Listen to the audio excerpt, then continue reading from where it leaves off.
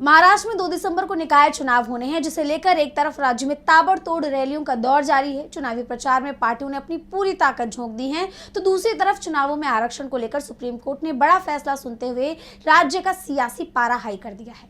तो क्या कहा है सुप्रीम कोर्ट ने और क्या है पूरी खबर, जानेंगे इस रिपोर्ट में। महाराष्ट्र में निकाय चुनाव को लेकर 2 दिसंबर को वोटिंग होनी है और 3 दिसंबर को चुनाव नतीजे सामने आ जाएंगे, लेकिन इन नतीजों पर सवाल बने रहेंगे क्योंकि आरक्षण को लेकर जो पेच फंसा हुआ है उसके चलते नतीजे बाद में बदल भी सकते हैं। आरक्षण विवाद में फंसे महाराष्ट्र के निकाय चुनावों को लेकर सुप्रीम कोर्ट में सुनवाई चल रही है और सुनवाई करते हुए सीजेआई सूर्यकांत ने कहा कि जहां भी चुनाव अधिसूचित हो चुके हैं वहां तय समय पर चुनाव कराए जाएं। नगर परिषदों और नगर पंचायतों के चुनाव नोटिफाइड शेड्यूल के हिसाब से बिना देरी के हो सकते हैं। हालांकि जिन नगर परिषदों नगर पंचायतों में आरक्षण 50% से ज्यादा है उनके नतीजे रिट पिटीशन के नतीजे पर निर्भर करेंगे, यानी इन सीटों पर कुछ उम्मीदवारों को जीतकर भी हारना पड़ सकता है या उन्हें जीत का स्वाद चखने से वंचित रहना पड़ सकता है, क्योंकि जिन सीटों पर आरक्षण रद्द होगा वहां जीते उम्मीदवार को विजेता होने के सुख से वंचित होना पड़ सकता है। वहां चुनाव दोबारा से कराए जाएंगे। इसके अलावा कोर्ट ने राज्य निर्वाचन आयोग को उन स्थानीय निकायों में 50% से ज्यादा आरक्षण को नोटिफाई करने से रोक दिया है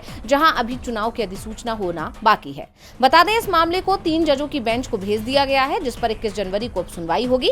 जैसा कि आप जानते हैं कि महाराष्ट्र में ओबीसी आरक्षण की वजह से निकाय चुनाव दिसंबर 2021 से अटके हुए हैं। सुप्रीम कोर्ट ने ओबीसी आरक्षण पर यह कहते हुए रोक लगा दी थी कि इसे ट्रिपल टेस्ट को पूरा करने के बाद से ही लागू किया जा सकता है, लेकिन बाद में राज्य सरकार ने लोकल बॉडी चुनावों में ओबीसी रिजर्वेशन के मुद्दे की जांच के लिए मार्च 2022 में जयंत कुमार बंठिया कमीशन का गठन किया था। बंठिया आयोग ने जुलाई 2022 में अपनी रिपोर्ट दी थी। मई 2025 में कोर्ट ने बंठिया कमीशन की रिपोर्ट से पहले के कानून के हिसाब से ओबीसी रिजर्वेशन देकर 4 महीने के अंदर चुनाव कराने का निर्देश दिया था।